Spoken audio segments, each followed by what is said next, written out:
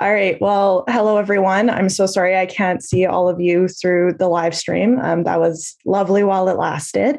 And I do wish that I was with you in person, but COVID continues to be rather disruptive. I'm going to talk a little bit about what it means to speak openly with the right wing and what it means for the university campus and the university today. It probably goes without saying that when one researches right-wing extremism or any form of like far-right or supremacist sort of topic or area, we're going to talk about some distressing and sometimes upsetting content. I have tried to limit that in this presentation today because I don't like the idea of unnecessarily traumatizing people in my audience. But there are two slides in this presentation that do have direct quotes from my research, both of which have anti-Muslim sentiment in them and both reference sexual assault. I will let you know before I change the slides, and I understand if this is just content that you can't deal with today. And I hope that if it is upsetting to you, you can access the appropriate resources here at the U of L. So I don't know what Shelley said when she introduced me, but hopefully it was all good. Just a little bit of background information on me so that you understand where I'm coming from with this research, as well as why I'm giving a talk on this particular subject.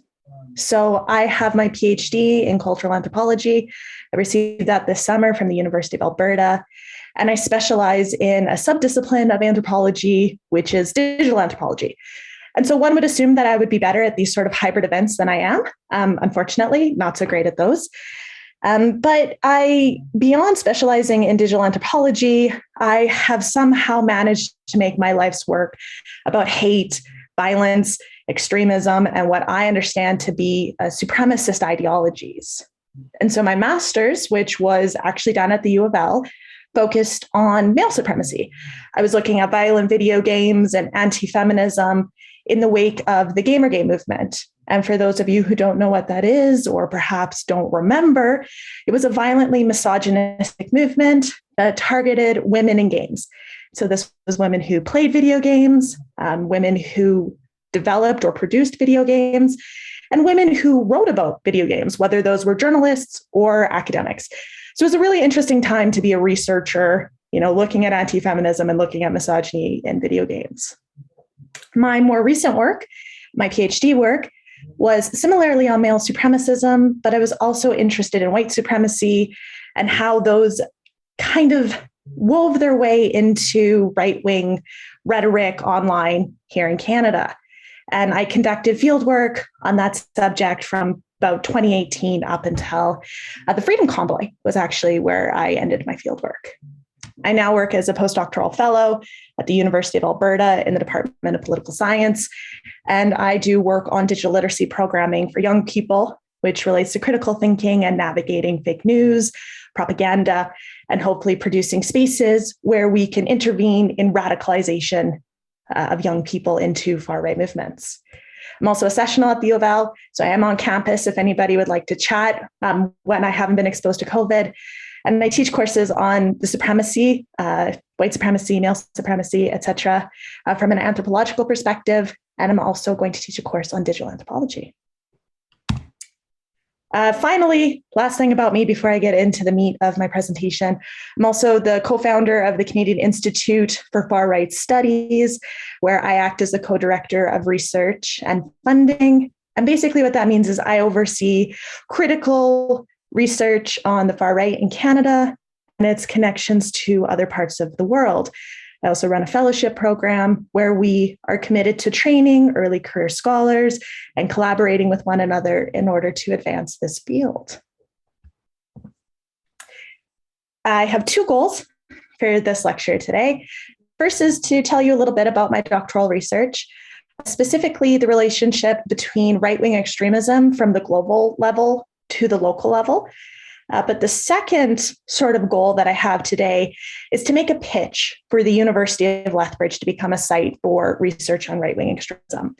I'm going to make the argument that if we want to have an open and caring environment that is welcoming to all members of our community, this is a site of inquiry that's necessary.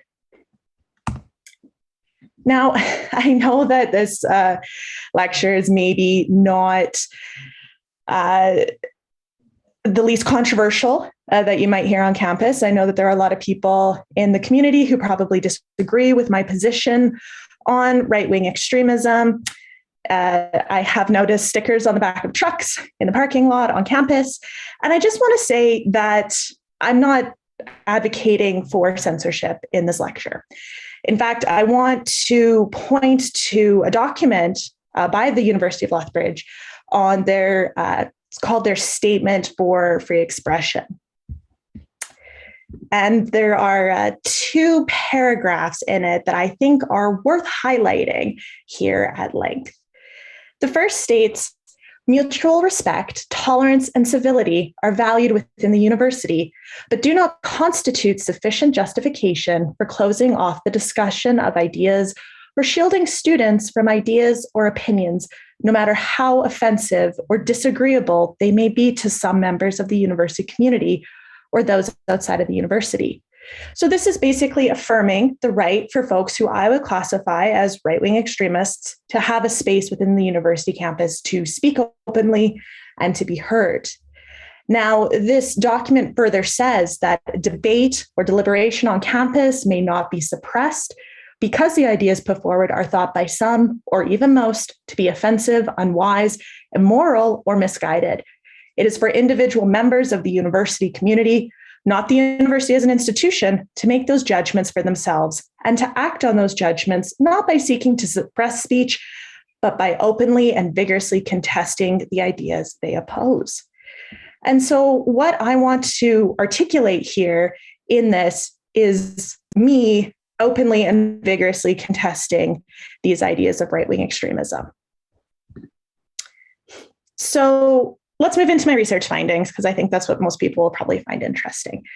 And in particular, I want to talk about global flows of far-right and more mainstream right-wing ideologies and local manifestations here in the Southern Alberta community. So as I mentioned, I started my research in 2018. This was after the rise of Donald Trump, the alt-right, and his Make America Great Again rhetoric. It's part of what inspired me to do this research in the first place. But it's worth noting that American influences in Canadian far-right extremism go back basically to the beginning of both of our nations. The far-right and mainstream right-wing extremists have a long-standing history of adopting, weaponizing, and leveraging all sorts of media to get their ideas across the border. In the past, this has been print media, radio, television, and even early internet message boards were really popular amongst the predecessors of today's right-wing extremists. Of course, social media has just absolutely changed the landscape of right-wing extremism in Canada, as we see even more influence from American groups. Again, that's alt-right, MAGA, QAnon, etc. We also see a lot of ripple effects from right-wing extremism in the States. So when they have something that happens, like say Roe v. Wade, or they have a shooting, or there's the anti-trans panic that's kind of bubbling up in the United States, that has a bit of a ripple effect. And eventually that finds its way into Canadian spaces as well. My research also revealed some striking European influences. In particular, what is quite popular right now are called identitarian or nativist movements. And basically what that means is these are groups that are focused on European ethnic identity. So they try and exclude people from European nation states based on ethnic or cultural heritage. And this is framed as, it's not that they dislike other races or they dislike other religions. They just really like their own and they just want to be amongst their own. And so this is, blatantly Islamophobic, it's blatantly racist, but it's framed in terms of care, which is going to be a common theme in this little talk. Some popular groups that you might have heard of over the last few years include the Yellow Vests. They rose to prominence in 2018 when we had the UN Compact for Migration, which was meant to help address the Syrian refugee crisis. We also have Pegida, which is a German Islamophobic group. They don't have so much of an offline presence, so much as a Facebook group presence. So social media research is really good at revealing what they're up to. Soldiers of Odin is one that you might have heard about before. They are a group of originally Finnish neo-Nazis, and they kind of weaponize Viking aesthetics and Norse mythology, and they are just blatantly Islamophobic and xenophobic in their nature. Finally, we have ID Canada, which is a Canadian branch of Generation Identity, which again is an identitarian, anti-immigrant and Islamophobic group. There is a chapter of this organization in Alberta, mostly located in Calgary. However, they do have a history of driving through small rural Albertan towns and putting up posters in an attempt to recruit rural individuals. So the image here is actually a picture of one of those posters taken in my hometown of Claresholm. So one of the big, themes that kind of emerged in my research that I thought would be timely to discuss today is liberal Islamophobia. And what liberal Islamophobia is the, I would say, perversion, but also the weaponization of feminism as an excuse to be Islamophobic. So what this looks like in practice is saying, well, I don't dislike Muslims because I'm racist. I dislike Muslims because I think Islam is anti-feminist. I think Islam, is misogynistic. And so it's because I so deeply care for women that I must be Islamophobic. And of course, I find this sort of framing in my research to be quite disingenuous. These comments were made by posters on social media who would then turn around and say something deeply misogynistic. So it was just kind of a strategic weaponization of feminism rather than a legitimate concern for the safety and well-being of women. And I wanted to focus on this aspect of my research rather than say anti-Asian hatred that was spiking during COVID or anti-Indigenous racism that we see all the time in Southern Alberta. I wanted to focus on liberal Islamophobia because we're seeing it play out right now with discourses about what's happening in Iran. So for those of you who maybe don't know, a young woman was beaten to death by what is termed the morality police for not having worn a hijab. She succumbed to her injuries in hospital. And as a result, women across Iran are cutting their hair and they're burning their hijab as an attempt to assert their bodily autonomy, their right to decide whether or not they want to wear a hijab. And people, both in the right wing, but also I would say across the political spectrum, are using this as an opportunity to be Islamophobic. Again, weaponizing feminism and a so-called care for women to just kind of thinly veil their racism. And so I think this is a good kind of a topic to start talking about today. So these are the slides that have some references to sexual assault and anti-Muslim sentiments. So I'm going to read one of them aloud. I'm unfortunately not in the room to judge whether or not this is upsetting to anyone. So I just hope that everyone does take care of themselves during this next little section. So this was from an interlocutor of mine, and he was talking about the negative impact of immigration on Canada. And he said, rural Ontario has seen a spike in sex crimes due to Muslim migrants from Somalia and Pakistan. Toronto has seen several pro-Sharia demonstrations. Ottawa has seen several pro-Sharia demonstrations. Rural Alberta has seen a small rise in sex crimes. We don't hear as much about it here because our media benefits from the, quote, diversity is our strength, end quote, bullshit, as the propaganda arm of the Liberal Party.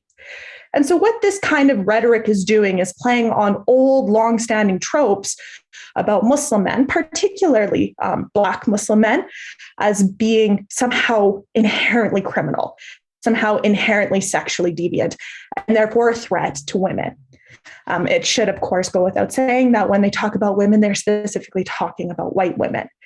And so here, this interlocutor is leveraging the safety of people, of women who he probably views as in some way kind of property. It's his women.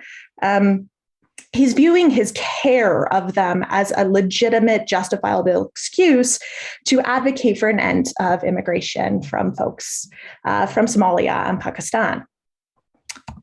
Now, not all of my interlocutors were particularly interested in framing their Islamophobia in terms of care for women, although they did perpetuate this discourse about Muslims as being inherently violent.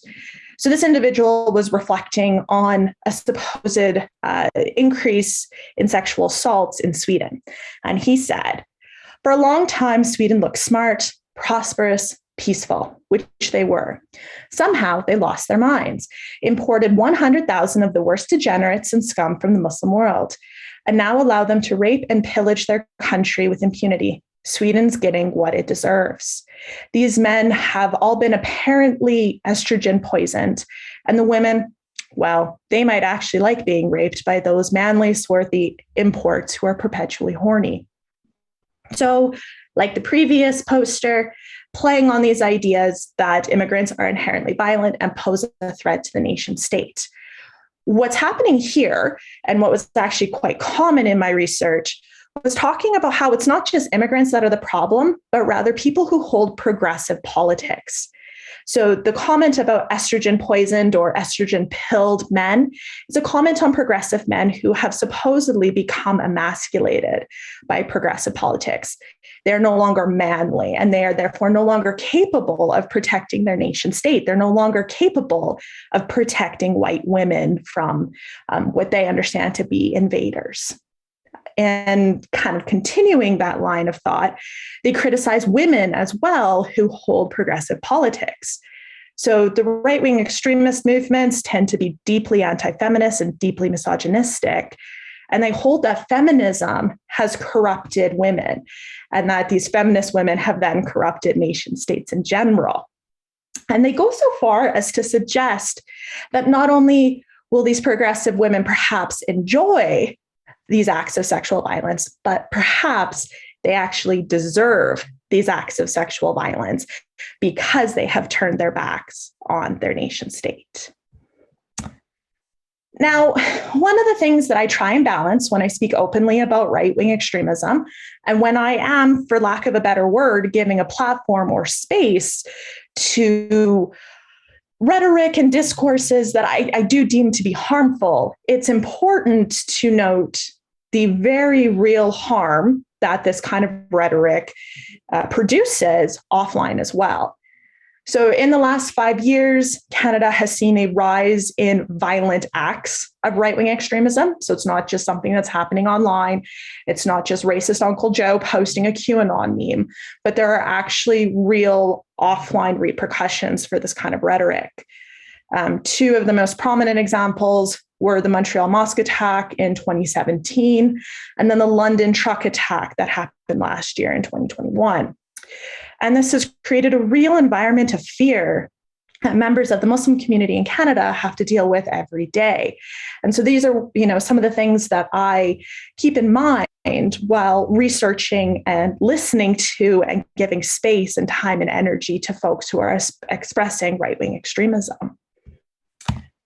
There's also been a rise in violence against Muslim women in Alberta. Last year saw a ridiculously high rise in violence against Muslim women, particularly Black Muslim women who are visibly wearing the hijab. And it was something that wasn't really given a whole lot of media attention, despite the fact that these women are members of our community and should feel safe in our community. But right-wing extremism is standing in the way of that safety. Of course, this wouldn't be a lecture on right-wing extremism in Canada if I didn't at least touch briefly on the Freedom Convoy. People often ask me if the Freedom Convoy was surprising, and the unfortunate answer is no. It wasn't surprising. It wasn't surprising that it happened, and it wasn't surprising with regards to who was involved. So while the Freedom Convoy did have uptake across the political spectrum, and it had uptake from a variety of groups, And none of the things were surprising, right? We knew who was going to be involved in this sort of convoy type mass protest. The Proud Boys, we had libertarians, we had accelerationists, we had the reactionary and radical right. And then we had people who were just probably angry and upset that the last 2 years have been completely miserable. And I think that last point is really what's important to think about when considering right-wing extremism, is that, they have horribly harmful perspectives, but honestly, we live in a time that is really quite difficult. We have economic precarity, we have a housing market crisis, we have a job market crisis, an ongoing global pandemic, we have a climate change crisis, just absolutely barreling down on us. So it's not particularly surprising that a group of people who are already increasingly angry, disenfranchised, disillusioned, and entitled rose up in such a spectacular fashion. So what I'm trying to say here is that the cultural context that we're dealing with right now is absolutely primed to give space and energy to movements like the Freedom Convoy and the far-right radicals that definitely existed within the Freedom Convoy. I also would be remiss if I didn't talk about the very local context of the Freedom Convoy. I think for a lot of Canadians, the Freedom Convoy is kind of located in Ottawa. But of course, for those of us in Alberta, particularly Southern Alberta, it was a deeply local and nearby experience with the Coutts border blockade. What I found not surprising, but deeply concerning was the arrests for conspiracy to commit murder, for weapons possessions, and for just general mischief and mayhem. Those arrested were from our local communities, right? Like they weren't people from out of province. They were very much local. They were from Claresholm and Raymond and McGrath and Lethbridge and Calgary and Red Deer. So this is something that, as members of the Southern Alberta community, we really need to reflect on, because this isn't something that we can distance ourselves from if the people who are participating in these radical and violent spaces are our next door neighbors. I will also note, you can kind of see on the tactical vest, there's a little patch attached to it that says infidel. I'm sure it's a very grainy image for all of you in person. But this is a patch that was adopted by Soldiers of Odin, and it's used by other far-right groups. And so I want to point this out because I am making the argument that this was a particularly local manifestation of right-wing extremism. But it's also abundantly clear that this is connected to those greater flows of radicalism, whether that's the American influence, the European influence, or wherever else these folks are drawing from. So I want to focus now on that second part of my objectives here, the pitch for why universities should have a more robust sort of body of research or group of scholars dedicated to this research. Why should universities care, right? And I think Miranda actually highlighted one of the reasons why universities should care about this quite well. Classrooms should be spaces where people talk about difficult things, where students are asked to reconcile different opinions and do so in a way that balances that need for open and critical dialogue with caring about one another, right? When does openness cause more harm than good? And universities are a great space for exploring that. So I think first and foremost, universities should do this because they're already primed for this kind of work. Secondly, our university campus is made up of people who are targeted by right-wing extremism, whether those students and faculty of color, queer folks, women, trans community. These are people who exist on campus. They exist in our communities. They're in our classrooms. They are us. And so I think the university has a responsibility for helping to dismantle and disrupt right-wing extremism that harms those of us in our community. I also think it's really important because for the most part, our universities are made up of young people. And we have this unfortunate perception that right-wing extremism is something that older generations do. When we think of racists and sexists, we might think of, like I said, racist Uncle Joe posting QAnon things. But the reality is young people are increasingly in spaces that are designed to radicalize them. So of those charged at the border blockade, 5 people were under the age of 23, and 1 was only 18 years old. And this to me is one of the most concerning things. This is also one of the spaces of intervention that I think universities can provide, right? So how could we study right-wing extremism at the U of L? How does one go about doing this? My first suggestion is an interdisciplinary approach. So I think that all disciplines have something to contribute to the study of right-wing extremism.